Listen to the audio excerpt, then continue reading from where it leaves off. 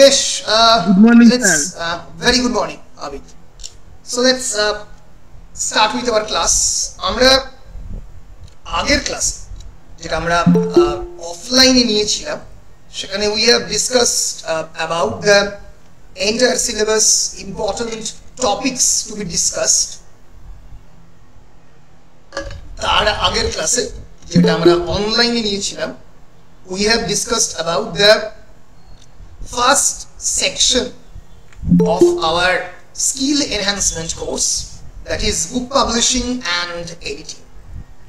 তার যে প্রথম সেকশন তাই নিয়ে আমি আলোচনা করেছিলাম। আজকের ক্লাসে আমরা এই দ্বিতীয় সেকশন নিয়ে আলোচনা করব, যদিও আমরা এই দ্বিতীয়, তৃতীয় এবং চতুর্থ all the units, second unit, third unit as well as the fourth unit in a comprehensive manner we have discussed in our previous offline class, যেটা কালকে আমরা বিশ্ববাংলা ইউনিভার্সিটিতে নিয়েছি।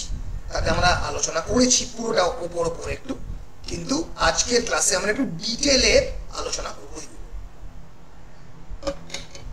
আমরা topic wise, question answer wise discuss করেছি, কিন্তু ডিটেইলে আলোচনা করিনি, যেটা আজকের ক্লাসে আমরা করব। So let's begin with it. কোনো যদি কোয়েশ্চেন বুঝতে না পারো, কোনো জায়গায় যদি প্রশ্ন থাকে, সঙ্গে সঙ্গে মাইক্রোফোন অন করবে এবং নিজেদের প্রশ্ন জানাবে। লজ্জা করবে না, কোনো অসুবিধা নেই। যার যা যেরকম প্রশ্ন মনে হবে সঙ্গে সঙ্গে জিজ্ঞেস করবে। So let's start.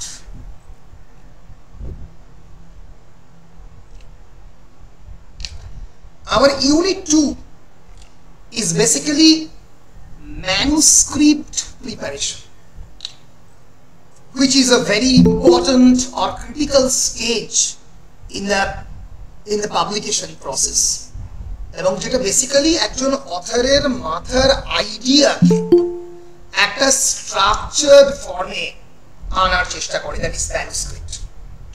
So basically manuscript কাকে বলে? ম্যানুস্ক্রিপ্ট বলে হচ্ছে, মানে বেসিক্যালি আমরা বাংলায় যাকে বলি পাণ্ডুলিপি। What is a manuscript? A manuscript is the author's original work submitted to a publisher or to a journal or to a publisher agent, publication agent for consideration. Consideration এর জন্য জমা করতে হয়, তখন তাকে ম্যানুস্ক্রিপ্ট সাবমিশন বলা হয়, তাকে ম্যানুস্ক্রিপ্ট বলে। এবার কথাটা হচ্ছে, এই যে manuscript submission guidelines are actually generally operated by some style guides or some style manuals. এইটাকেই আমরা বলি হচ্ছে এপিএ, অনেক সময় এপিএ বলে, অনেক সময় এমএলএ বলে। এই যে স্টাইল ম্যানুয়াল গুলো, they are being created by some very powerful multinational companies. আমরা একটু দেখবো যে স্টাইল ম্যানুয়াল কাকে বলে রিসার্চের ক্ষেত্রে। মাথায় রেখো, এই স্টাইল ম্যানুয়াল বেশিরভাগ ক্ষেত্রে নন ফিকশনাল জিনিসের জন্য কাজ করে। নন ফিকশনাল মানে একাডেমিক লেখাপত্র, এগুলোর জন্য। যেগুলো নন একাডেমিক লেখা, তার জন্য আলাদা করে সেরকম কোনো স্টাইল ম্যানুয়াল থাকে না। ফিকশনের জন্য কোনো আলাদা করে স্টাইল ম্যানুয়াল থাকে না, কিন্তু নন ফিকশনের জন্য থাকে। আমরা যদি একবার দেখার চেষ্টা করি তাহলে দেখবো, দাঁড়াও,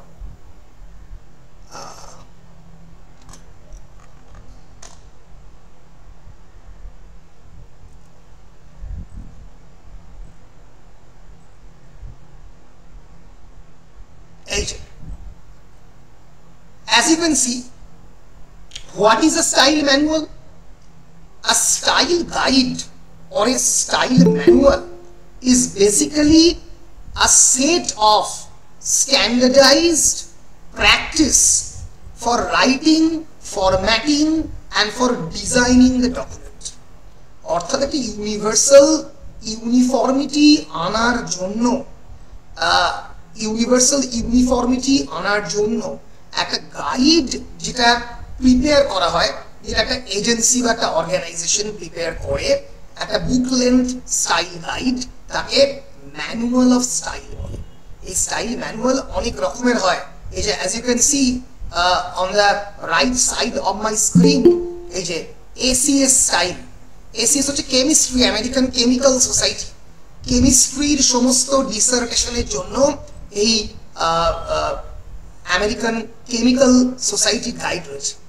আবার এই যে এএমএ ম্যানুয়াল, এএমএ ম্যানুয়াল হচ্ছে বেসিক্যালি আমেরিকান মেডিকেল অ্যাসোসিয়েশন, তার জন্য আছে। আমেরিকান সাইকোলজিক্যাল অ্যাসোসিয়েশন, এপিএ, খুবই পপুলার জেনারেলি আমাদের সোশ্যাল সায়েন্স এবং আর্টসের ক্ষেত্রে। এই এপিএ স্টাইল এবং এমএলএ স্টাইল, এমএলএ হচ্ছে আমেরিকান মডার্ন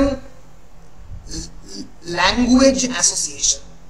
এই দুটো অত্যন্ত পপুলার, মনে থাকবে এপিএ আর MLA. This is the last edition of MLA handbook. এই যে এমএলএ হ্যান্ডবুক 1977 থেকে এখনো অবধি এরা এই guide book for the research paper publish করছে। এখন যেটা সব থেকে বেশি পপুলার সেটা হচ্ছে 9th এডিশন। তোমরাও থার্ড সেমিস্টারে when you will write about the term paper, তোমরা এই এমএলএ হ্যান্ডবুকেই লিখবে। বুঝতে পেরেছো? বলো বুঝতে পেরেছো কি পারোনি? স্টাইল গাইডের কনসেপশনটা মাথায় এসছে?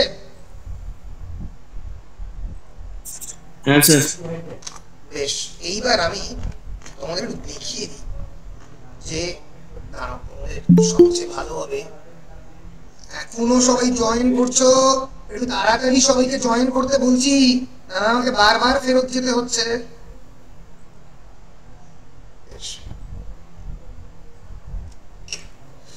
আমি একটু তোমাদেরকে এক্সাম্পলের জন্য কয়েকটা, দাঁড়াও কাছেই ছিল এই মাত্র,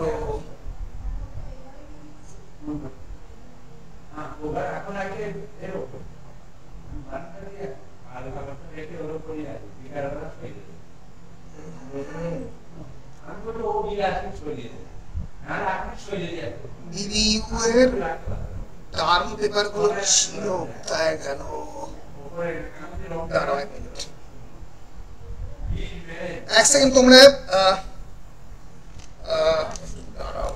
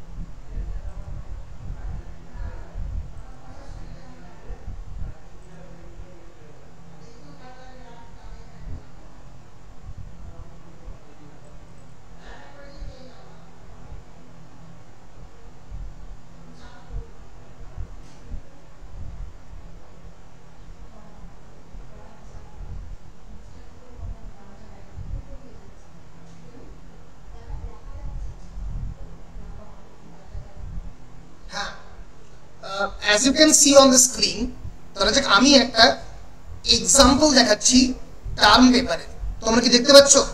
বলো। Sir, The ethics of life and death, medical dilemmas, psychological trauma and moral choices in Naoki Urasawa's Monster. এটা আমার ছাত্র সিদ্ধার্থ রায়, যে আমার সুপারভিশনে বিশ্ব বাংলা ইউনিভার্সিটি থেকে এই term paper of near about 17 pages 4000 words এটা করেছে। এটা ভালো করে তাকালেই দেখতে পারবে একটা নির্দিষ্ট ফরম্যাটিং এ তৈরি করা। এই যে the ethics of life and death, medical dilemmas, এটা টাইমস নিউ রোমান যে ফন্ট তার 14 সাইজ যে লেখা, অর্থাৎ title of the term paper, সেটা অফ দ্য ডিসার্টেশন, এটা 14 এ লেখা। এই কথাটা তো লিখতেই হয়। আর টার্ম পেপার সাবমিটেড, পিএইচডি হলে লিখতে হয় PhD submitted in partial fulfilment of the requirements for the award of the doctoral degree. এখানে master of arts in English লেখা আছে, নিজের রেজিস্ট্রেশন নাম্বার, রোল নাম্বার, সুপারভাইজারের নাম এবং ফ্রম হুইচ ইউনিভার্সিটি, এবং জমা করার আগে লিখতে হবে ডেট অফ সাবমিশন। এইটা আমাদের বিশ্ববিদ্যালয়ে তৈরি করে দেবে একটা স্ট্রাকচার, ডিক্লারেশন। আমি ডিক্লেয়ার করছি যে the paper is entitled for, it's an original piece, it has been done under the supervision of Professor Ghosh, and no paper of the term paper has previously formed the basis for award of any degree, diploma, fellowship or any other title or recognition. Declaration এর পরে certificate, যেটা supervisor দেবে, certify করবে, acknowledgement অর্থাৎ thanks giving একটা note দেওয়া হয়, তারপরে অ্যাবস্ট্রাক্ট। অ্যাবস্ট্রাক্টে কি করতে হয়? পুরো টার্ম পেপারটা ছোট্ট করে বলতে হয় যে what is your basic argument of the term paper. এবার দেখো পুরো স্ট্রাকচারটা দেখলেই বুঝবে। এই যে রয় 1, রয় 2, রয় 3, প্রতিটা টাইটেলে মানে পেজে আর কি একেবারে বাঁ দিকে, একেবারে ডান দিকে বটম টপ রাইটে টাইটেল এবং তার পাশে পেজ নাম্বার দেওয়া হয়েছে। ঠিক আছে, টাইটেল এবং তার পাশে পেজ নাম্বার দেওয়া হয়েছে। এই যে টাইটেল এবং পেজ নাম্বার দেওয়া হয়েছে, তারপরে একটা করে 1.1 করে এই যে ইন্ট্রোডাকশন, এরপরে আমি লিখলাম হচ্ছে ধরা যাক লিটারেচার রিভিউ।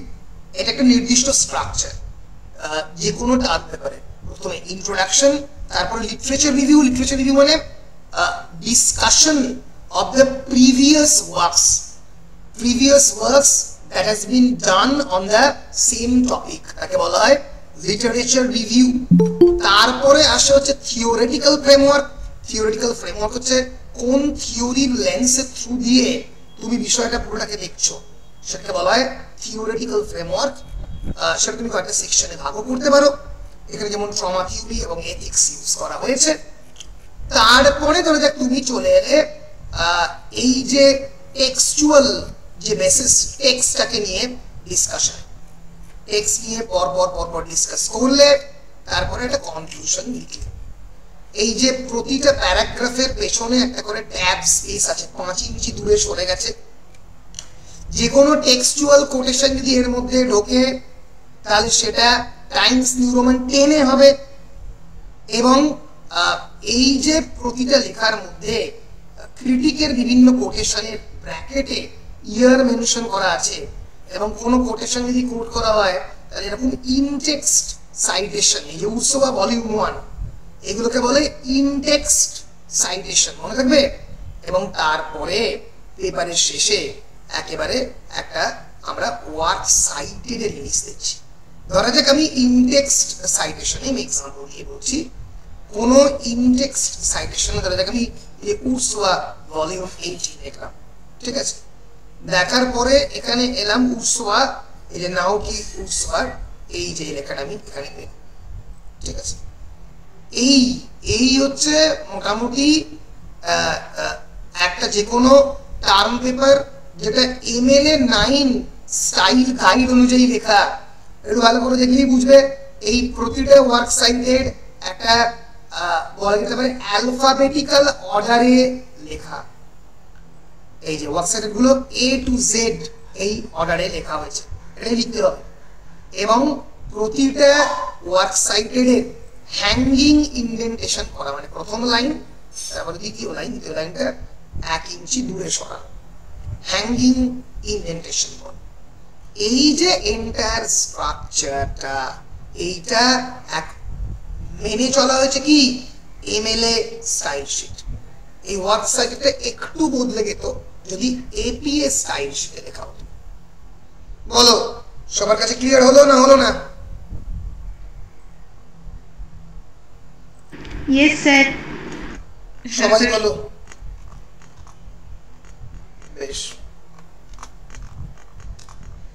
এইবার ধরা যাক আমি তোমাদেরকে বলছি যে difference, what is the difference between MLA Modern Language Association and APA American Psychological Association style sheet.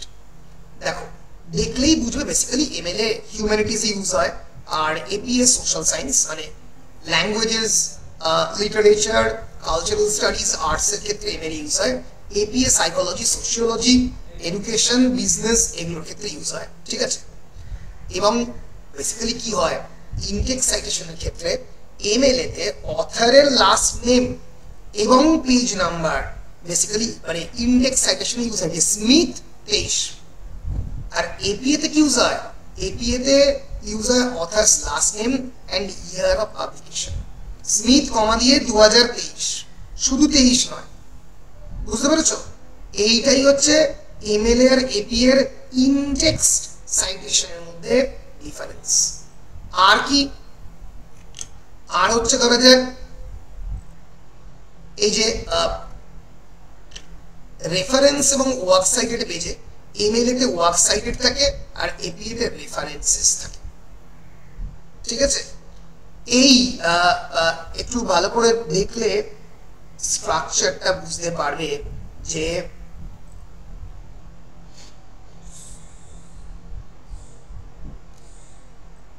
এই যে দেখো এখানে প্রথমে যখন ও সাইট করেছে ধরা যে ইমানুয়েল লেভিনাসকে, একটা বিখ্যাত মরাল এথিক্যাল ফিলোসফার, সে লিখছে লেভিনাস Emmanuel ethics and infinity.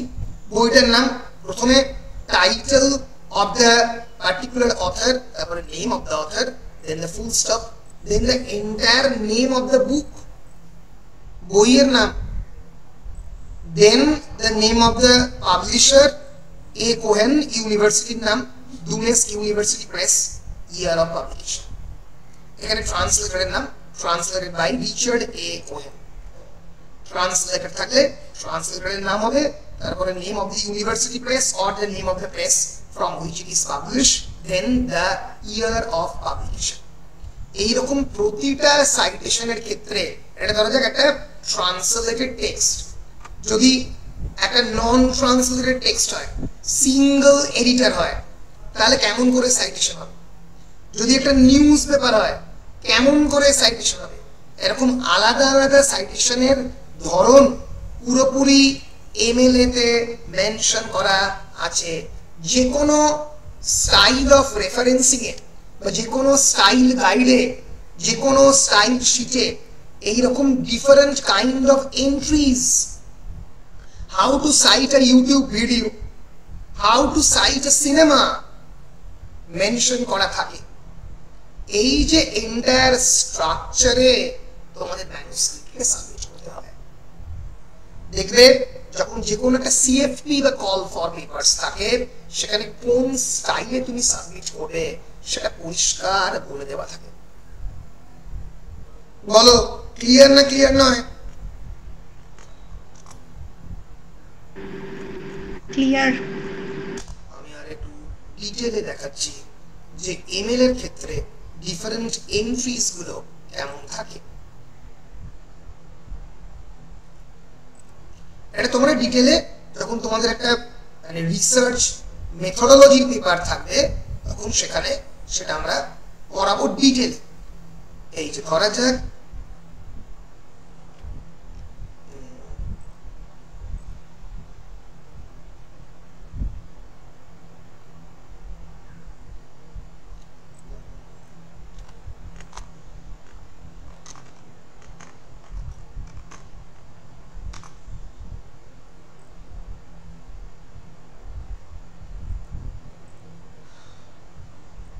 MLA 9th এডিশনটা আমি খুললাম, 9th এডিশনের পুরোটা খুলছি না, শর্ট ফর্মে খুলছি।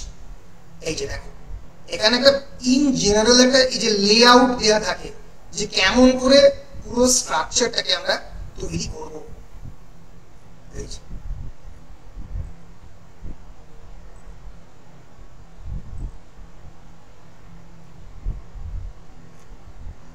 First page, second page, third page, এই যে লেখা থাকবে কি যে MLA style sheet paper should be typed in white 8.5 into 11 inch paper। এটা কেমন করে হবে?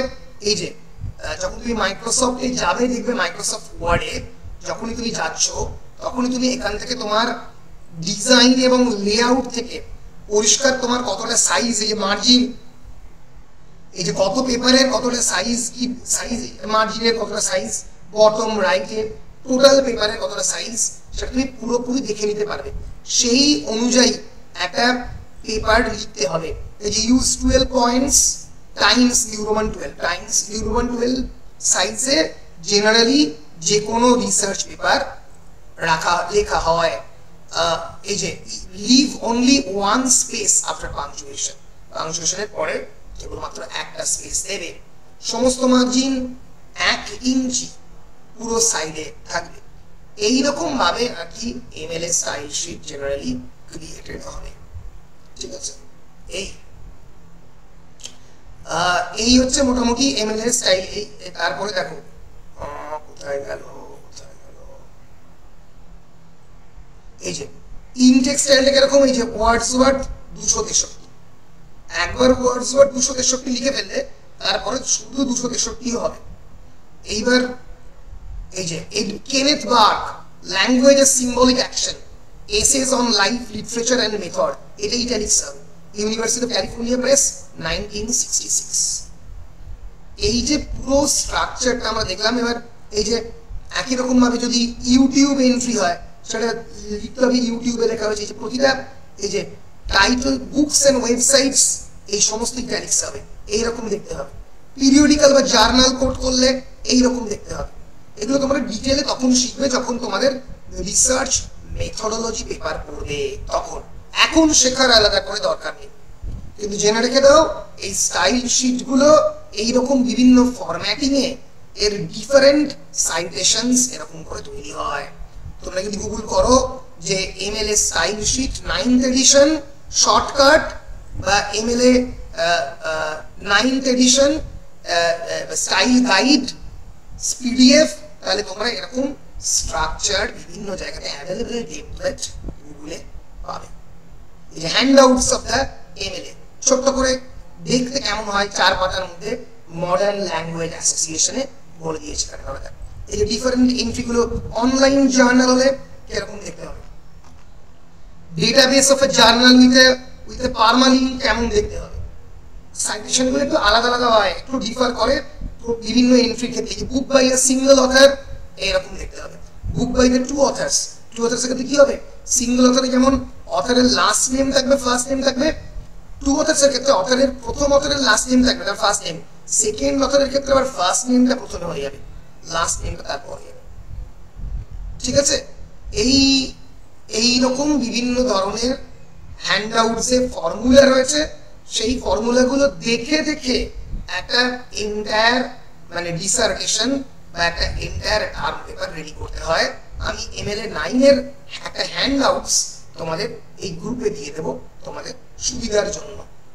বলো পরিষ্কার কি পরিষ্কার নয়? হ্যাঁ স্যার। সবার ক্লিয়ার হয়েছে? বেশ,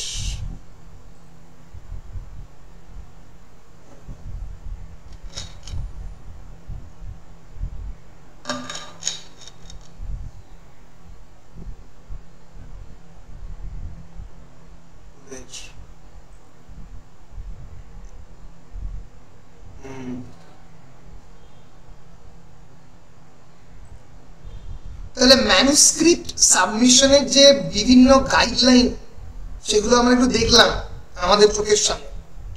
এবার আমরা যেটা জানবো সেটা হচ্ছে how to write proposals and query letters. আমরা আগের দিন ডিসকাস করছিলাম কাকে কোয়ারি লেটার বলে বা কাকে কভার লেটার বলে। What are the key elements of a query letter? Query means enquiry or book proposal. Basically আমার কিছু প্রশ্ন রয়েছে regarding whether my book will be accepted in your publication house, and I am forming my query letter according to that structure. So a book proposal is basically a detailed document designed to persuade a publisher to accept your manuscript for publication. তোমার পাবলিকেশনের জন্য আমি একটা বই, মানে আমার নিজের পাবলিকেশনের জন্য আমি একটা বুক প্রপোজাল বেসিক্যালি ডিজাইন করছি, এবং মানে বেসিক্যালি আর নন ফিকশন অর একাডেমিক বই। তার কি এলিমেন্ট থাকবে? আমি আগের দিন ক্লাসে বলেছিলাম টাইটেল পেজ থাকবে। বেসিক্যালি আমি যেরকম এখন একটু আগে দেখালাম একটা ডিসার্টেশনের একটা টার্ম পেপারের ক্ষেত্রে যে এরকম একটা টাইটেল মতো থাকে, সেরকম বইয়ের ক্ষেত্রেও একটা বেসিক্যালি টাইটেল পেজ থাকবে, অবশ্যই থাকবে। তারপরে কি থাকবে? একটা abstract or overview, a compelling summary of what the book is about and why is it matters, কেন বইটা ইম্পর্টেন্ট। আমি একটা এক্সাম্পল দেখাচ্ছি। আমি ফর এক্সাম্পল দিয়ে Sea of Poppies,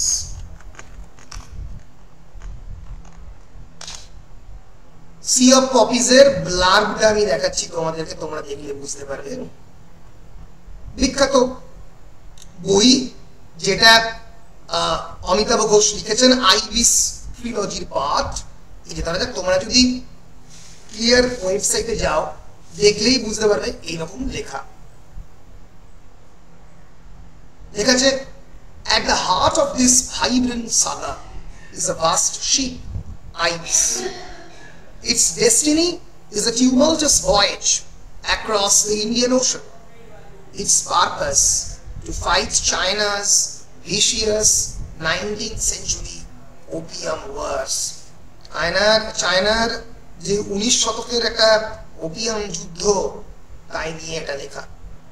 As for the crew, they are a motley array of sailors and stowaways, coolies and convicts.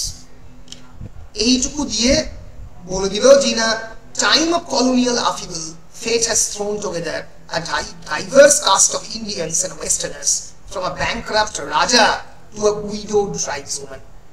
এই যে একটা বিরাট বড় জাহাজ, চায়নার 19th সেঞ্চুরি ওপিয়ামের যে যুদ্ধ হয়েছিল ব্রিটিশ ইস্ট ইন্ডিয়া কোম্পানির সঙ্গে, first opium war, second opium war, সেখানে আইবিস জাহাজের মধ্যে কুলিও রয়েছে, কনভিক্টও রয়েছে। তারা এই জাহাজে করে যাত্রা শুরু করেছে। এদের এই যে জীবন, তার মধ্যে কয়েকটা চরিত্রকে বসানো কেমন করে ইন্টারেস্টিং হয়ে উঠবে এই সি অফ পপিজ, তাই নিয়ে এই টেক্সট। এইভাবে যে কোনো টেক্সটকে, মানে বুক প্রপোজালে আমি ধরা যাক এই ছোট করে সি অফ পপিজের সামারিটা বললাম। বুঝতে পেরেছ? এইভাবে একটা বুক প্রপোজাল ডিজাইন হয়। বলো, মাথার মধ্যে ঢুকেছে?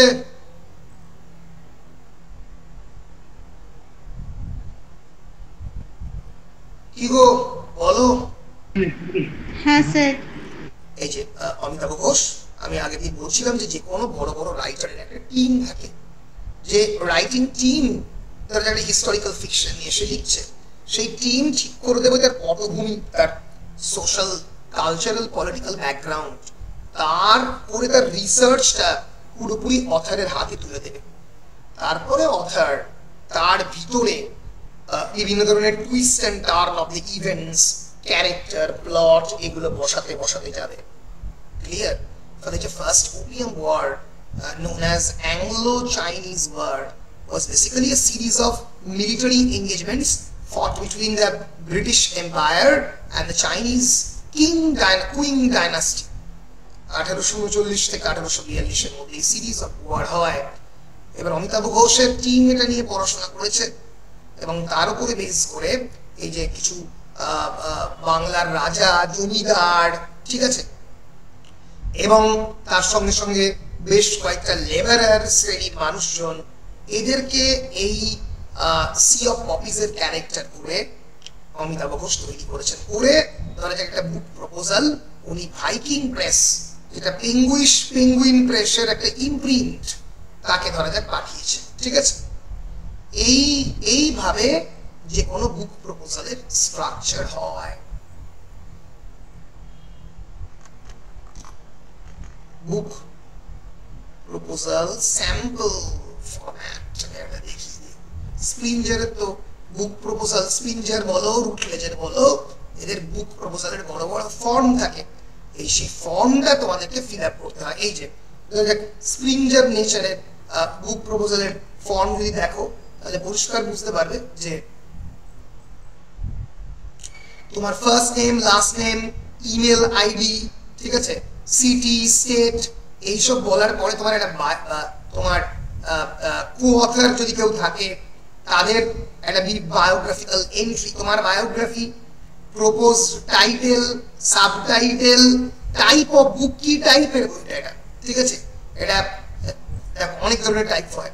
মনোগ্রাফ মানে একটা সিঙ্গেল বই আর কি, অ্যাবাউট রিসার্চ, নাকি কন্ট্রিবিউটেড ভলিউম, নাকি এনসাইক্লোপিডিয়া, না হ্যান্ডবুক, না টেক্সট বুক, নাকি কোনো প্রফেশনাল বুক, নাকি সেমিনার প্রসিডিংস লিখতে হবে, কতটা লেন্থ বইয়ের লিখতে হবে।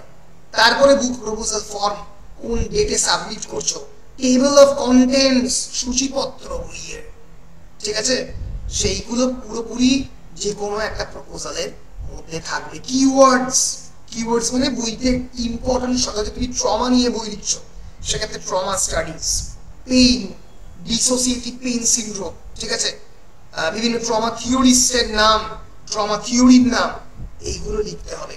এবং কম্পিটিং টাইটেল কি কি, এই বইয়ের কার সঙ্গে এই বই কম্পিট করছে, অন্যান্য বইয়ের নাম, তাদের পাবলিকেশন ডেট ইত্যাদিও লিখতে হবে। এরকম বিভিন্ন পাবলিকেশন হাউসের আলাদা আলাদা বুক প্রপোজাল ফর্ম থাকে, বুক প্রপোজাল স্ট্রাকচার থাকে।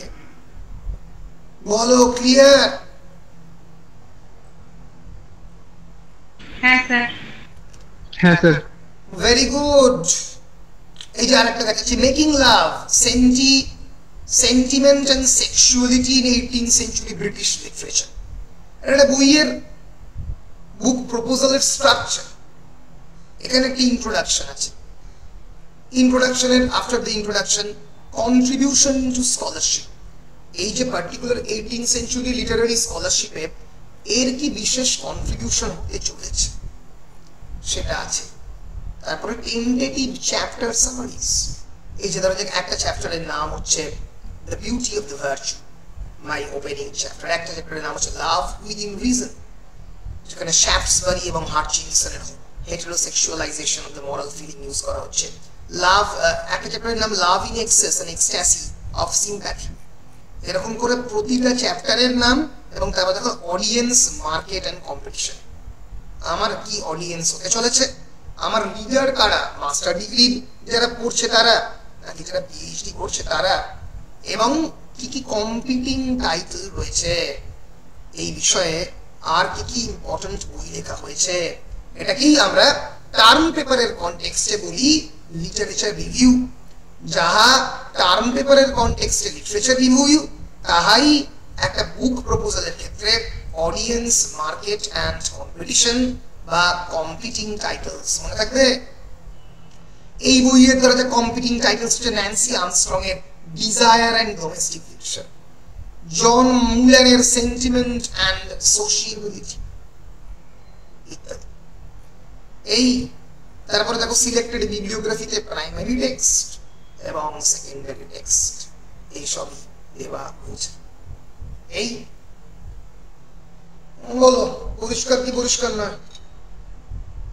হ্যাঁ স্যার।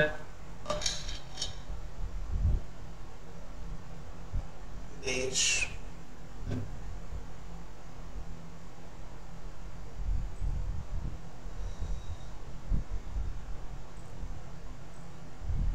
এইটাই বলেছি, title page, overview, market analysis, অথরের bio, table of content, sample chapter এবং তোমার promotion plan.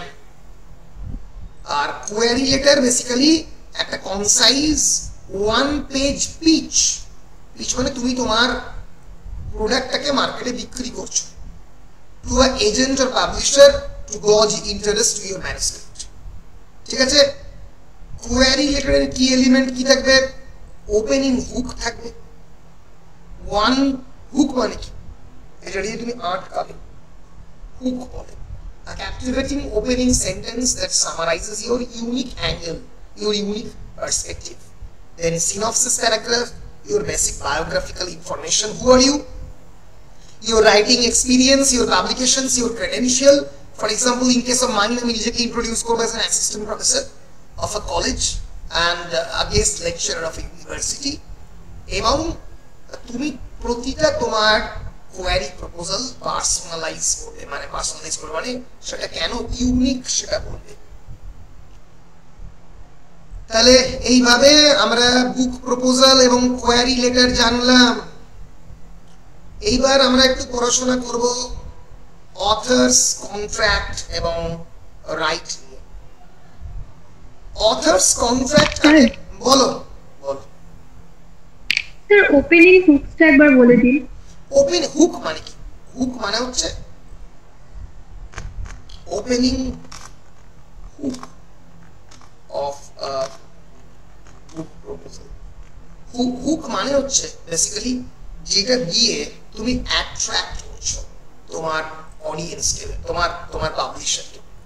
So a book hook always starts from the title and works in tandem with the cover art. তোমার cover আর্টে তুমি ধরো book of পপিসটা, C of পপিসটা খুলে পরিষ্কার তোমার সামনে তুমি ওই সমুদ্রের মধ্যে একটা জাহাজ ভাসছে তুমি বুঝতে পারবে।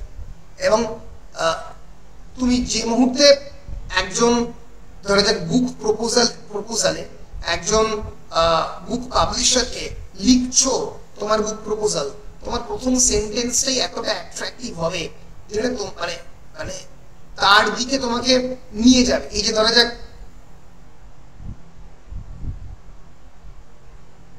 এই যে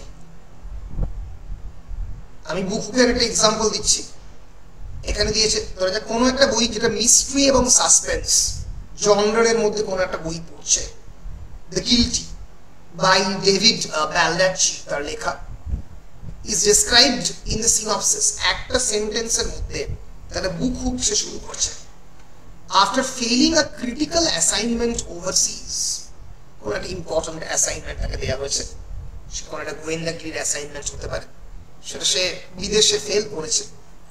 Will Robbie must investigate a murder accusation against his father. তার বাবার যে মার্ডার অ্যাকুইজিশন সেটা সেই মুহূর্তে ফেস করছে, মানে তার বাবার খুনের জন্য তাকেই দায়ী করা হচ্ছে। একটা গোয়েন্দা, তাকেই বাবার খুনের জন্য দায়ী করা হচ্ছে। But to save him, he will have to face a violent and deadly fallout in this New York Times best-selling thriller. এবার এটাকে বাঁচানোর জন্য কি করতে হবে? একটা অত্যন্ত ভায়োলেন্ট এবং ডেডলি ফলআউটের মধ্যে যেতে হবে, সেটা তুমি এই নিউ ইয়র্ক টাইমসের বেস্ট সেলিং থ্রিলার পড়লে বুঝতে পারবে। David Baldacci, the guilty. এইভাবে ওপেনিং হুক ক্রিয়েট করা হয়। হিস্টোরিক্যাল ফিকশনের ক্ষেত্রে the night angel, a novel, Christine হানার লেখা, শুরু হচ্ছে with courage, grace and powerful insight. Bestselling author Christine Hanna captures the epic panorama of the World War II and illuminates an intimate part of history, cell of scene. ইতিহাসের একটা অত্যন্ত important অংশ এখানে দেখানো হচ্ছে, the women's war, নারীর মানে নারীরা কেমন করে পার্টিসিপেট করেছে দ্বিতীয় বিশ্বযুদ্ধে। আমরা জেনারেলি ফার্স্ট ওয়ার্ল্ড, আমরা জেনারেলি পুরুষদের ওয়ারফেয়ার একটা আমরা মেল অ্যাফেয়ার বলি। So Nightingale tells the stories of two sisters, separated by years and experience, ideals, passion and circumstance, each embarking on her own dangerous path towards survival, love and freedom. এই দুজনে কেমন করে survival, লাভ, ফ্রিডমের ক্ষেত্রে লড়াই চালিয়ে যাচ্ছে। Tiny ball, historical fiction, the nightingale, the novel. বলো পরিষ্কার এইভাবে ওপেনিং হুক ক্রিয়েটেড হয়।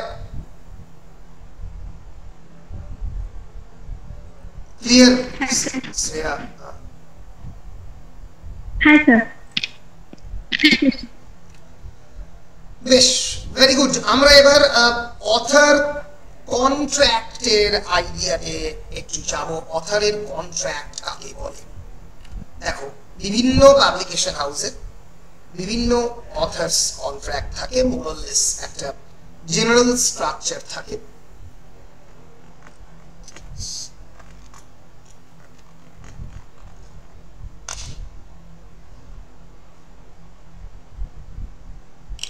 Basically, it's a legal agreement between an author and a publisher that outlines the terms and conditions of publishing a written work. বিশেষ করে খুব important যে জিনিসটা হচ্ছে ইন্টেলেকচুয়াল প্রপার্টি রাইট।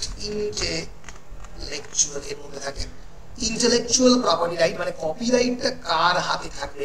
কালকে আমরা পড়ছিলাম প্রাইমারি রাইট এবং সাবসিডিয়ারি রাইট। প্রাইমারি রাইট হচ্ছে আমার ইন্টেলেকচুয়াল প্রপার্টি রাইট, বইটা আমার লেখা, এর কোনো অংশ অন্য কোনো জায়গায় পাবলিশ হবে না। কার রাইট থাকবে, অথারের না পাবলিশারের? এটা হচ্ছে প্রাইমারি ইন্টেলেকচুয়াল প্রপার্টি রাইট।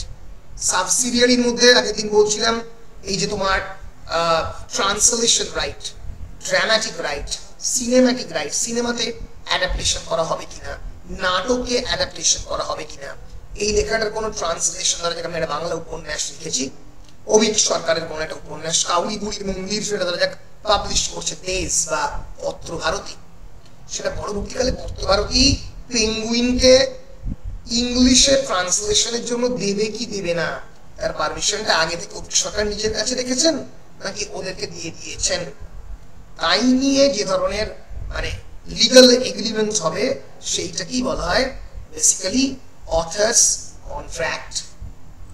বলো পরিষ্কার কি পরিষ্কার নয়? হ্যাঁ স্যার। এই অথার্স কন্ট্রাক্টের একটা ইম্পর্টেন্ট পার্ট হচ্ছে আইপিআর। পরবর্তীকালে আইপিআর নিয়ে বিভিন্ন সময় তোমরা শুনবে। IPR is basically intellectual property right, the legal rights that protect creations of the mind। অন্যান্য সমস্ত জিনিসপত্র, ধরা যাক এই যে মিল্টনের ফ্লাস্ক, এর যে ডিজাইনটা এরকমই হবে, এটা মিল্টন কিন্তু পেটেন্ট নিয়েছে। অনেক বড় বড় যারা ব্র্যান্ড, ধরা যাক পেপসি বা কোকা কোলা, তাদের যে লোগো তারা পেটেন্ট নেয়, ট্রেডমার্ক, দেখবে লেখা থাকে টিএম। এই যে ওষুধের কোম্পানি, ধরে এলফ্রক্সিন, দেখো আর রাইটস রিজার্ভড বা পেটেন্ট বা ট্রেডমার্ক টিএম লেখা থাকে। এইগুলো প্রতিটাই কিন্তু ইন্টেলেকচুয়াল প্রপার্টি রাইট। পেটেন্ট কি? Patent protect inventions, giving inventor the exclusive right to make. আমি একটা ওষুধ তৈরি করেছি, আমি একটা গবেষণা করেছি, এটা একমাত্র আমারই তৈরি করা, তাকে বলা হয় পেটেন্ট। ট্রেডমার্ক কি? ট্রেডমার্ক হচ্ছে বেসিক্যালি বিভিন্ন ব্র্যান্ড নেম, লোগো, বিভিন্ন সিম্বল, যেগুলোকে আইডেন্টিফাই করা হয়। কপিরাইট কি? কপিরাইট হচ্ছে অথারের বই, মিউজিক, সফটওয়্যারের ক্ষেত্রে যে রাইট তৈরি করা হয় তাকে কপিরাইট বলে। আর ইন্ডাস্ট্রিয়াল ডিজাইনের ক্ষেত্রে এই শেপ প্যাটার্নের ক্ষেত্রেও কপিরাইট হয়। এমনকি এই জিওগ্রাফিক্যাল ইন্ডিকেশন, কোন জায়গা, তার জন্য এই জিও ট্যাগিং, যেটা এটাও একটা ইন্টেলেকচুয়াল প্রপার্টি রাইটের মধ্যে পড়ে। যে বাংলাতে তৈরি হচ্ছে রসগোল্লা, উড়িষ্যায় তৈরি হচ্ছে সন্দেশ, ঠিক আছে? এইগুলো প্রতিটাই হচ্ছে মানে কপিরাইট, পেটেন্ট, ট্রেডমার্ক, এগুলো ইন্টেলেকচুয়াল প্রপার্টি রাইটের পার্ট, যেগুলো বেসিক্যালি একটা অথারের কন্ট্রাক্টের একটা ইম্পর্টেন্ট অংশ। তাহলে অথারের কন্ট্রাক্টে আর কি কি থাকে? Key elements, what are the important elements of a publishing contract? First is the grant of rights, যেটা আমি বললাম, print, digital, translation, audio, film adaptation, এইগুলো করার যে রাইট, এই যে ফিল্ম বা ডিজিটাল, এগুলো আবার সাবসিডিয়ারি রাইটের মধ্যে পড়ছে। প্রাইমারি রাইটের মধ্যে পড়ছে প্রিন্টটা। এই রাইটটা কার থাকবে? অ্যাডভান্স এবং রয়্যালটি, টাকা। বেসিক্যালি যে ফার্স্ট পেমেন্ট অ্যাডভান্স কতটা হবে, a percentage of the sales revenue হচ্ছে royalty. Standard rates vary from book to book, but generally it is 10%। আচ্ছা, কোন জিওগ্রাফিক্যাল টেরিটরিতে বেসিক্যালি মার্কেটিং হবে, ডিস্ট্রিবিউশন হবে? For example, for a local book like Avik সরকারস ভোগ, or for example হিমাদ্রি কিশোর দাশগুপ্ত's রহস্য উপন্যাস, বেসিক্যালি বাংলা মানে পশ্চিমবঙ্গ এবং বাংলাদেশে হবে। কলকাতা, ঢাকা, পার্শ্ববর্তী অঞ্চল যেতে পারে, নিউ ইয়র্কেও, নিউ ইয়র্কের বাঙালির কাছে, কিন্তু কম যাবে। কিন্তু পেঙ্গুইনের কোন একটা ইংলিশ বইয়ের ক্ষেত্রে এটা গ্লোবাল হবে। ঠিক আছে? তাহলে distribution, terms of the contract, duration of the contract, এইগুলো কত দিনের জন্য কন্ট্রাক্ট হবে লেখা থাকবে। এবং খুব important, reversion of the right, মানে details when rights revert to the author. As for example, if the book is out of print for a certain period, যদি একটা বই ধরে যাক আউট অফ প্রিন্ট থাকে, তাহলে অথর কি বইটাকে অন্য কোনো পাবলিশারকে দিতে পারে? এই ধরনের প্রশ্নের উত্তরও অথার্স কন্ট্রাক্টে থাকবে। আর অথরের warranty, the author guarantees that the book is original, does not infringe any copyright, does not contain any libelous material. Libelous মানে মামলার যোগ্য, যেটা নিয়ে কন্ট্রোভার্সি হতে পারে, যেটা সালমান রুশদির স্যাকনিক ভার্সেস নিয়ে হয়েছিল। libelous মানে containing any kind of thing which is subject to any libel. Libel means damaging a person's reputation, বা লিগাল কোনো ডিফেমেশন, কারো কোনো মর্যাদা হানি করছে, এরকম কিছু নেই তো? এইগুলো প্রতিটাই একটা অথার্সের কন্ট্রাক্টে থাকে। বলো পরিষ্কার কি পরিষ্কার নয়? Royalty, grant of the intellectual property right, reversion of the right when a particular book can be for how many period of time it will remain in the out of print, তাহলে publication আমি change করতে পারি। duration of the contract, these are some of the important elements of an author's contract. বলো পরিষ্কার কি পরিষ্কার নয়?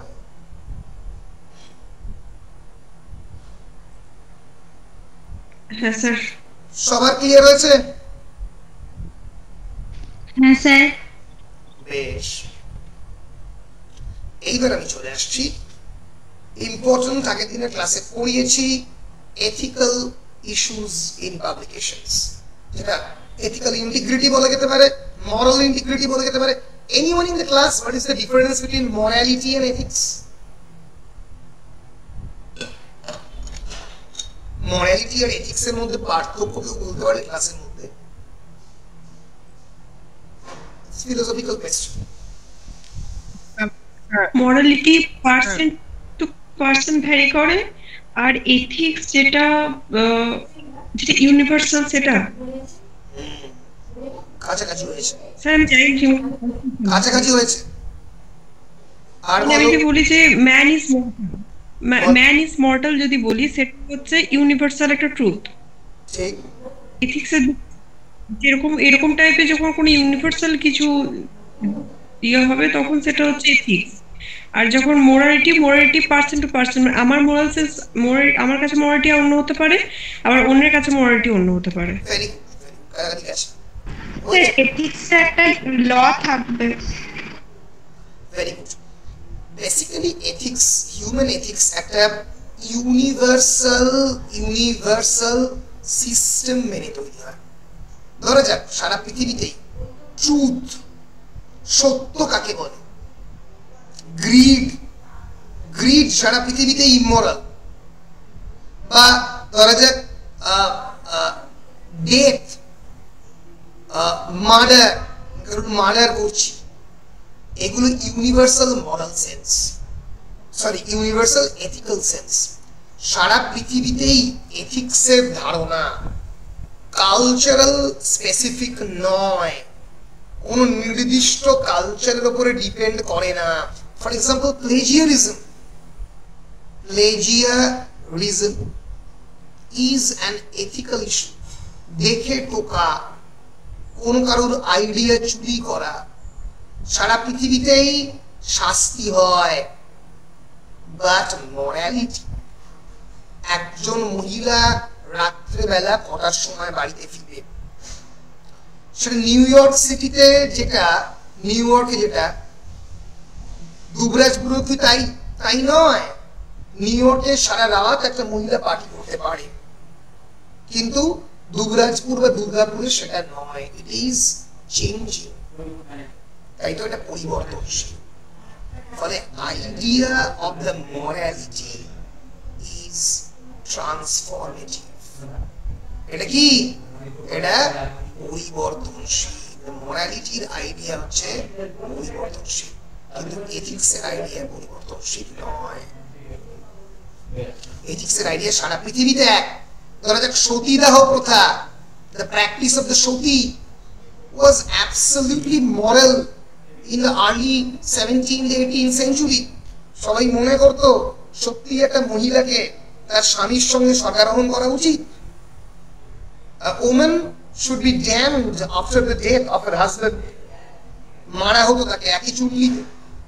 কিন্তু এখন কি সতীদাহ প্রথাকে একটা মরাল প্র্যাকটিস বলে ধরা হয়? হয় না। সোসাইটির পরিবর্তনের সঙ্গে সঙ্গে এই রিলিজিয়াস কালচারাল প্র্যাকটিস গুলোর পরিবর্তন হয়, দ্যাট ইজ মরালিটি। ফলে plagiarism is an ethical issue. এরকম নয় যে আমেরিকাতে তোমাকে তুমি প্লেজিয়ারাইজ করলে তোমাকে ছেড়ে দেবে, বা জার্মানি বা উরুগুয়েতে তোমাকে ছেড়ে দেবে, নয়। It's an ethical practice on the part of the author. এটা সারা পৃথিবীতে ইউনিফর্ম স্টাইলে মেনটেন করা হয়। বলো পরিষ্কার কি পরিষ্কার নয়? হ্যাঁ স্যার। Yes sir. বেশ, আমি যেটা করছি একটু বলো সালমা। আর অনিন্দ কিছু বলবে? না স্যার, বুঝতে পেরেছি। আচ্ছা বুঝতে পেরেছি। বেশ, আচ্ছা আমি একটু অ্যাটেন্ডেন্সটা নিই। আমি মোটামুটি অ্যাটেন্ডেন্স নিচ্ছি রেকর্ডিং এর 53 মিনিটের মাথায়।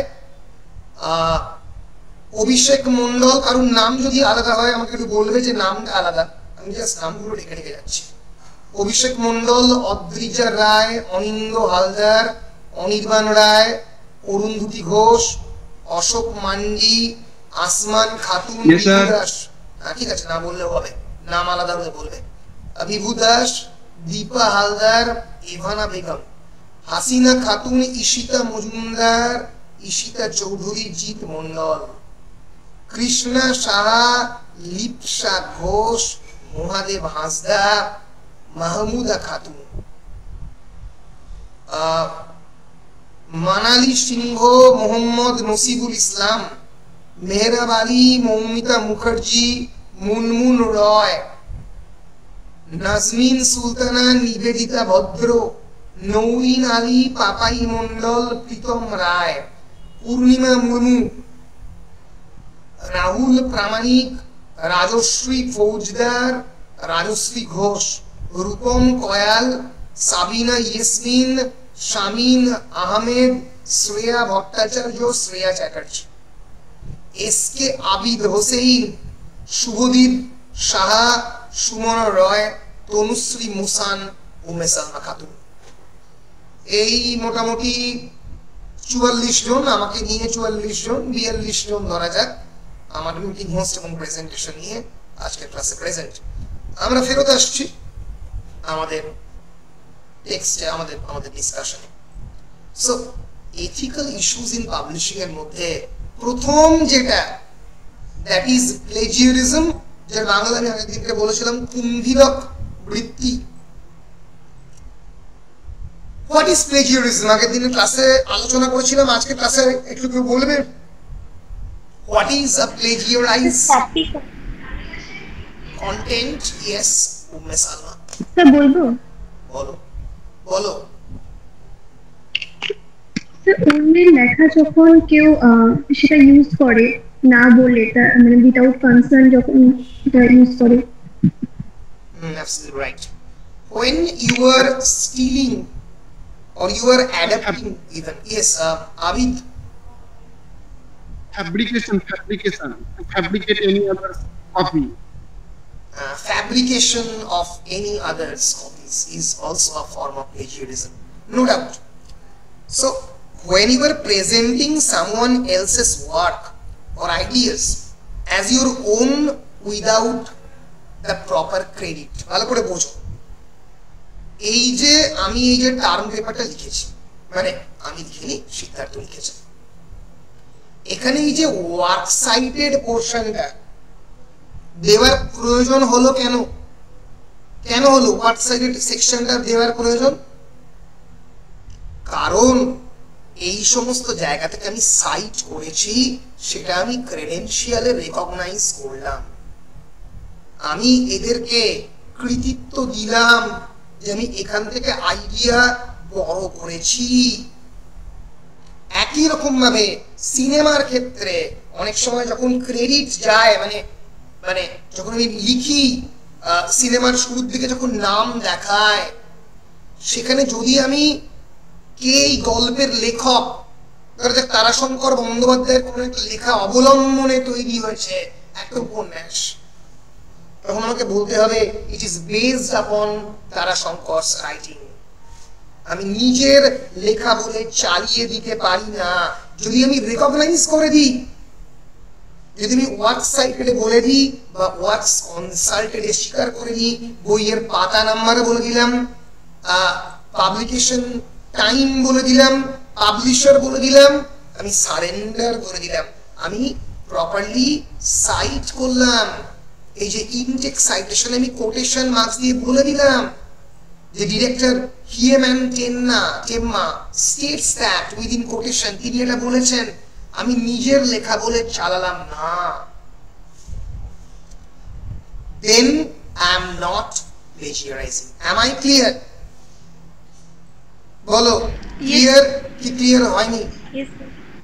যদি তুমি স্বীকার করে নাও ক্রেডিটে, in case of a cinema, নাটকের ক্ষেত্রে ইন এভরিবডি, একটা নাটক যখন হচ্ছে তখন তুমি যখন স্টেজ করছো, inside the stage, in front of the audience, you are surrendering that you have taken some ideas from Badal Sarkar এবং Indrajit for example, then there is a proper recognition যে তুমি অন্যের ল্যাঙ্গুয়েজ, থট, আইডিয়া, এক্সপ্রেশন চুরি করেছো, নিয়েছো। But whenever it is without proper attribution, whenever it is without any form of recognition, then it is considered as plagiarism. আমি Umme সালমার idea নিলাম, বলে দিলাম যে আমি উম্মে সালমার আইডিয়া নিয়েছি বাবা, আমি আবিদের আইডিয়া নিলাম, নিয়ে বলে দিলাম যে I have borrowed from Abid's idea in the classroom. পৃথিবীর যেখান থেকে নাও, ক্লাসরুম এর নোট নাও, কোন সিনেমা দেখে ইন্সপায়ার্ড হও, কোন ইউটিউব ভিডিও দেখে, কোন পডকাস্ট দেখে তুমি সেটাকে প্রপারলি রেকগনাইজ করো, সেটা কিন্তু প্লেজিয়ারিজম নয়। Plagiarism is considered a breach of academic integrity and can have serious legal consequences. তোমাকে তোমার লেখা আর কোনো প্রপার জার্নালে পাবলিশ না হতে পারে। যদি প্রপার জার্নাল হয় তারা তোমাকে ব্যান করে দিবে। এই যে copying, pasting, directly using someone else's text without proper citation, paraphrasing without apprehension attribution, কাউকে প্যারাফ্রেজ করলে, আইডিয়া চুরি করলে, প্যারাফ্রেজ করলেও তোমাকে বলতে হবে এই আইডিয়াটা তুমি নিচ্ছ। Submitting someone else's work as your own is called plagiarism. Sir actually intellectual confession, মানে কনফেশন আমাকে করতেই হবে in the mid of writing. Right, intellectual confession, খুব ভালো শব্দ ব্যবহার করেছে Abid. It's a confession that তুমি তোমার স্বীকারোক্তি করছো, ইন্টেলেকচুয়াল প্রপার্টিতে করছো যে তুমি এই জায়গাটা থেকে এর থেকে নিয়েছো। So what is the consequences, the legal action? Your reputational damage. You will not be able to direct any cinema in the future. তুমি ধরো যে সত্যজিৎ রায় বা ক্রিস্টোফার নোলান থেকে চুরি করো, loss of your publishing opportunity, always cite your source and use plagiarism detection tool. আজকাল তো বিভিন্ন plagiarism detection tool চলে এসছে। For example, Turnitin, এটা খুব ইম্পর্টেন্ট সফটওয়্যার, Dilbrit, এগুলো বিভিন্ন Drillbit, এগুলো প্রতিটাই বিভিন্ন অ্যান্টি প্লেজিয়ারিজম সফটওয়্যার। আমি Turnitin তোমাদেরকে বলবো, তোমরা যখন সাবমিট করবে তোমাদের থার্ড সেমিস্টারের পেপার, টার্ম পেপার, অবশ্যই আমাকে দেবে, তাহলে আমি এই Turnitin প্লেজিয়ারিজম চেকার আমার রয়েছে, আমি সেখানে প্লেজিয়ারিজম চেক করে দেবো। এই যে প্লেজিয়ারিজম চেকার Turnitin সফটওয়্যার, এইরকম বিভিন্ন সফটওয়্যারের মধ্যে দিয়ে কুইলবটের রয়েছে নিজস্ব সফটওয়্যার চেকার, পেপার প্যালেট রয়েছে। এইভাবে তোমরা তোমাদের যে ডিসার্টেশন বলো, তোমাদের যে টার্ম পেপার বলো, তোমরা চেক করবে। তাহলে এথিক্যাল ইস্যুসের 1 নম্বর হচ্ছে প্লেজিয়ারিজম, ইম্পর্টেন্ট সেরকম ভাবেই ফ্যাব্রিকেশন এন্ড ফলসিফিকেশন, যেটা আমি কালকে ক্লাসে বলছিলাম, inventing data, constructing results, manipulation of the findings. আসলে তোমাকে রিসার্চ করতে দিয়েছে সুন্দরবনের পিছিয়ে পড়া শ্রমিকদের নিয়ে বা টাইগার উইডোজদের নিয়ে, তুমি সুন্দরবন গেলেই না, তুমি নিজের মতো করে ফ্যাব্রিকেট করে দিলে ডেটা, ধরা পড়ে গেলে। It's also a kind of ethical issue. একই রকম ভাবে duplicate publication, republishing the same work or data in multiple places. সব জায়গায় তুমি একই ডেটা বিভিন্নভাবে লিখে দিলে, ঠিক আছে, it is a form of plagiarism. Sorry, it's a form of unethical work.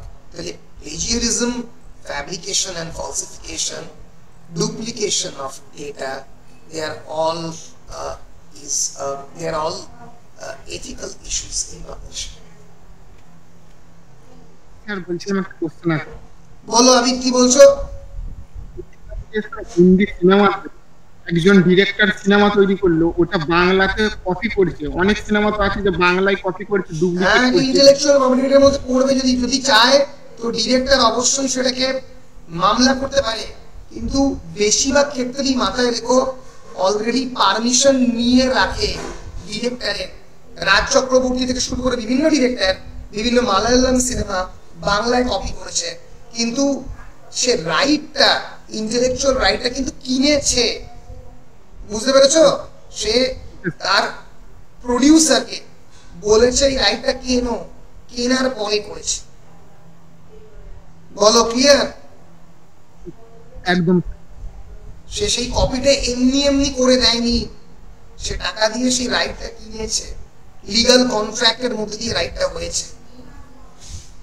এখানে তো কোনো কনসেপ্ট তো চুরি করছে না, মানে পুরোপুরি কপি করছে, মানে A to Z কপি, মানে A to Z কপি। এটা চুরির ব্যাপার না, এটা A to Z কপি।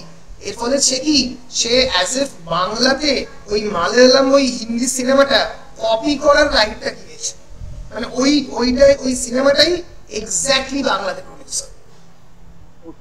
ঠিক আছে, এরকম ইনস্ট্যান্স আছে, প্রচুর আছে। তাহলে এই ম্যানুস্ক্রিপ্ট, বলো স্যার বলছি, ধরুন আমি একটা কোনো রিসার্চ করছি, তে কোনো একটা জায়গায় যাওয়া দরকার, কিন্তু আমি গেলাম না, অন্য কাউকে বললাম, সে ওখান থেকে কোনো ডেটা কালেক্ট করে আমাকে দিল, আমি তার উপরে একটা কিছু লিখলাম, তাহলে সেটা করা যাবে না? সেটা করা যাবে, খালি কেবলমাত্র অ্যাকনলেজমেন্ট সেকশনে লিখলাম। এই যে কোনো টার্ম পেপার, যে কোনো ডিসার্টেশনের একটা অ্যাকনলেজমেন্ট সেকশন থাকে, যেটা একদম শুরুতে, যেখানে আমি সুপারভাইজারকে থ্যাঙ্কস দিই, বাড়ির লোককে থ্যাঙ্কস দিই আমাকে প্রপার সময় খাবার দাবার দেওয়ার জন্য, কারণ খাবার দাবার ছাড়া তো লেখা যাবে না। এই যে first and foremost I would like to thanks my supervisor, এটা দিতে হয়, কিছু না করলেও দিতে হয়। I am deeply grateful to the faculty members of the English department. অনেক সময় ক্লাসমেটকে থ্যাঙ্কস দেয়, সেরকম একই রকম ভাবে আমি যে ডেটাটা একজনের হেল্প নিয়ে আনিয়েছি তার নামটাও এখানে দিতে হবে। অনেক সময় অনেকে লাইব্রেরিকে থ্যাঙ্কস দেয়, ব্রিটিশ কাউন্সিল লাইব্রেরি, গোল পার্ক লাইব্রেরি। সো যেটা আবিদ বলল, any form of intellectual confession in the form of the acknowledgement that you are acknowledging his or her intellectual contribution in your work, সেটা করলেই হবে। Clear? Yes sir. Very good. তাহলে আমরা শিখলাম কাকে manuscript বলে, ম্যানুস্ক্রিপ্টের স্ট্রাকচার, আমরা শিখলাম কাকে কোয়ারি লেটার বলে, কাকে প্রপোজাল, বুক প্রপোজাল বলে, কপিরাইট, রয়্যালটি, কেমন করে কন্ট্রাক্টে লিখতে হয়, how copyright is a legal protection that gives creators exclusive rights to their work, what is plagiarism, what is fabrication, what is reversion of right. Sir বলো। হ্যাঁ sir বলছিলাম, তাহলে অমিতাভ ঘোষ যখন লিখছেন উনি তখন ওনার যে টিমটা ডেটা কালেক্ট করে দিচ্ছেন ওনাকে, তখন সেটা কি উনি কোথাও মানে অ্যাকনোলেজ করছেন ওটা? খুব ভালো প্রশ্ন। করেন না, অনেক সময় করেন না, কারণ এরা তো প্রফেশনাল টিম হয়, এটাকে টাকা দিয়ে রাখে, এরা কোথাও কোনো কমপ্লেন চট করে করে না, কিন্তু ওদের সঙ্গে একটা কন্ট্রাক্ট থাকে, একটা লিগাল কন্ট্রাক্ট থাকে, সেটা তখনই অমিতাভ ঘোষ বার করবে যখন এই টিমের মেম্বাররা অমিতাভ ঘোষের নামে কোথাও কমপ্লেন করবে। আদারওয়াইজ বিষয়টা তিনি অমিতাভ ঘোষ, ড্যান ব্রাউনের মতো প্লেয়াররা এই ব্যাপারটাকে কনফিডেন্সিয়ালি রাখে, কিন্তু দেব না কনফিডেন্সিয়াল রাখছে মানে কোনো লিগাল কন্ট্রাক্ট নেই। কন্ট্রাক্ট থাকলে তো কমপ্লেন করতে পারবে না। এক্স্যাক্টলি, কন্ট্রাক্ট থাকলে তো কমপ্লেন করতে পারবে না, ওই জন্য কন্ট্রাক্টটা নিজেদের কাছেই তারা রাখে। জেনারেলি কন্ট্রাক্টটা বড় বড় এজেন্টরা করে, পাবলিকেশন হাউস করে, অমিতাভ ঘোষ নিজে করেন না। অমিতাভ ঘোষের টিম আছে, অমিতাভ ঘোষ বললো যে আমি এদের থেকে করেছি, তুমি পেঙ্গুইনকে বললো তুমি এদের সঙ্গে একটা লিগাল কন্ট্রাক্ট করে নাও, যে I have use them for creating ideas, for borrowing ideas, they can't complain later on. পরবর্তীকালে বলতে পারবে না আমার আইডিয়া চুরি করছে, কারণ সেটা সে তার পরিশ্রমটা সে বিক্রি করেছে এবং টাকা দিয়ে অমিতাভ ঘোষ সেটা কিনেছেন। পরিশ্রম যদি সেল হয়ে যায় তখন আর আলাদা করে কিছু বলা যায় না। বলো, পরিষ্কার? হ্যাঁ স্যার। হ্যাঁ স্যার।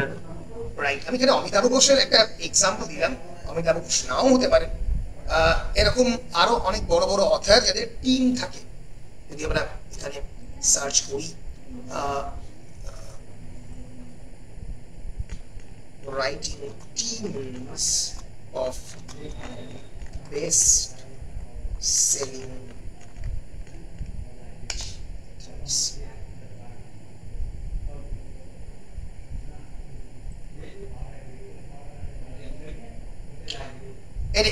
এই পুরো প্রসেসটাকে একটা টার্ম আছে, কি বলে জানো তোমরা? Ghost writing. এই নিয়ে বিখ্যাত সিনেমা আছে ঘোস্ট রাইটার। ঘোস্ট রাইটিং হচ্ছে বেসিক্যালি যারা বড় বড় পলিটিক্যাল লিডার, তাদের বায়োগ্রাফি, তাদের স্পিচ যখন আর একজন রাইটার ইউজ করে এবং সে ভূতের মতো আসে এবং ভূতের মতো মিলিয়ে যায়, তাকে ঘোস্ট রাইটার বলে। Ghost writer typically does not receive any public credit for their work. Ghost writing is the practice of writing content such as books, articles or speeches that is officially credited to another person. Is called a ghost writer or ghost writing. A person hired to write literary or journalistic works. Basically, ghost writerদেরকে political লিডাররা বড় করে, অন্যান্য বড় বড় রাইটাররা বড় করে to draft or edit autobiographies, memories, magazines, article. Ghost writing বলা হয়। লিখলো ধরো কিশোর কুমার, লিখলো অমিতাভ বচ্চন, শচীন তেন্ডুলকরের অটোবায়োগ্রাফি দেখবে তলায় লেখা থাকে যে কেউ ঘোস্ট রাইট করেছে। সৌরভ গাঙ্গুলির দেবাশিস দত্ত বা গৌতম ভট্টাচার্য পড়েছে, সৌরভ গাঙ্গুলিকে নিজে লিখেছে, নিজে লেখে। এটা অনেক সময় ওরা অফিসিয়ালি রেকগনাইজ করে নেয়, অনেকে করে না, অনেকে করে। ঠিক আছে?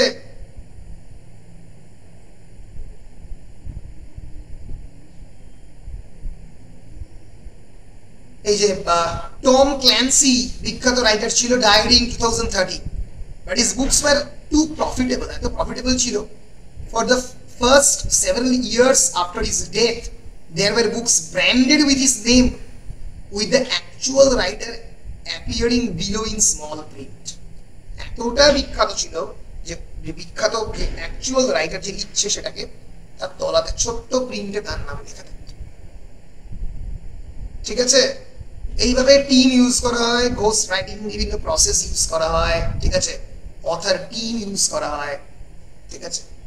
এইভাবে মানে বড় বড় পাবলিকেশন এজেন্সি গুলো চলে।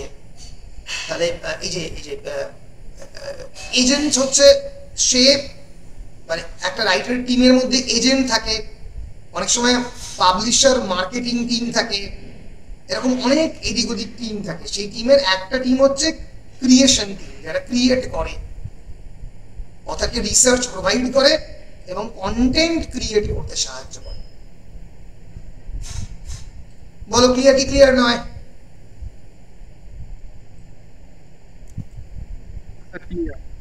ক্লিয়ার, বেশ, জলের মতো পরিষ্কার। এবার আগের দিনের ক্লাসে আমি মোটামুটি বলে দিয়েছি ইম্পর্টেন্ট টপিক কি এই সেকশন 2 তে, তোমরা সেগুলো রেডি করবে। দেখো আমার প্রতিটা স্টাডি ম্যাটেরিয়ালে এটা দেখা সেকশন 2 পেজ নাম্বার 37 এ ইম্পর্টেন্ট মানে কি কি প্রশ্ন হতে পারে তার একটা তালিকা করা আছে। কি প্রশ্ন এই সেকশন থেকে হতে পারে? ধরা যাক critically analyse the essential elements of a successful book proposal. কি থাকবে একটা সাকসেসফুল বুক প্রপোজাল? অলরেডি বলেছি, একটা প্রপোজালে অথরের বায়োগ্রাফিক্যাল ইনপুট থাকবে, তার লেখাটা ছোট করে থাকবে, টার্গেটেড যে মার্কেট অডিয়েন্স সেটা থাকবে, ডিটেইলড চ্যাপ্টার আউটলাইন থাকবে, এগুলো বলতে হবে। এই যে ডিসকাস দ্য কোশ্চেন দাঁড়াবো বলবেন, কোয়েশ্চেনটা তো আগের দিনের ক্লাসে সব বলে দিয়েছি, ইম্পর্টেন্ট কোয়েশ্চেন এখানে বলছি। এই যে critically analyse the essential elements of a successful book proposal, তাহলে এখান থেকে এই প্রশ্নগুলোর একটা তালিকা আমি তৈরি করেছি, বুঝতে পেরেছো? এই এইরকম বিভিন্ন প্রশ্ন এখানে পরপর প্রশ্নগুলো দেওয়া আছে। ধরা যাক এটা তোমাদের স্টাডি মেটেরিয়ালটা আমি দিয়ে দিয়েছি অলরেডি, সেখানে পাবে, সবকটাই পাবে। Discuss the importance of adhering to manuscript submission guideline. How do submission errors affect an author's chances of acceptance? কেন ম্যানুস্ক্রিপ্ট সাবমিশন গাইডলাইনে অ্যাডহেয়ার করা দরকার? আগের দিনের ক্লাসে বলেছি ইউনিফর্মিটির জন্য, প্রফেশনালিজম ফলো করার জন্য। Examine the key components of an author-publisher contract. কি থাকতে হবে? এই যে গ্রান্ট অফ রাইট থাকতে হবে, রয়্যালটি ক্লজ থাকতে হবে, কত টাকা নেবে, সাবসিডিয়ারি রাইটস থাকতে হবে, প্রাইমারি রাইটস থাকতে হবে। এই যে understanding copyright and subsidiary rights empowers an author to protect their intellectual property. অবশ্যই যদি কপিরাইট এবং সাবসিডিয়ারি রাইট না থাকে তাহলে অথরের তো কোনো ইন্টেলেকচুয়াল রাইট থাকবে না, যে কোনো লোকের লেখা ট্রান্সলেট করে ছেপে দেবে। এই যে analyse the ethical challenges faced by the authors or publishers with reference to plagiarism, fabrication and falsification of data. Plagiarism হতে পারে, ফলসিফিকেশন হতে পারে, এটা কেমন করে এথিক্যাল চ্যালেঞ্জ করছে, এগুলো হচ্ছে ইম্পর্টেন্ট 10 নম্বরের প্রশ্ন। আগের দিনের ক্লাসে আমি বলে দিয়েছি। 5 নম্বরের কোয়েশ্চেনে কোয়ারি লেটার হতে পারে। What is a query letter? Mention any 3 important points author must include in his query letters. কি থাকবে? a strong opening hook থাকবে, a concise description of the manuscripts including the title, the genre, এটা horror fiction নাকি historical fiction, the word count, short summary, and thirdly a brief biographical introduction of the author থাকবে। Write a short note on the purpose of a book synopsis in a submission package. Book synopsis se ki thakbe? What is an advance against royalty? Advance মানে বই লেখার আগে, publish হওয়ার আগে আমি দিলাম, বই করার জন্য যে ইন্সপিরেশন লাগে, যে মোটিভেশন লাগে লেখার জন্য, বড় বড় অথররা নেয় advance. differentiate between primary rights and subsidiary right. Question important. কাকে primary right বলে?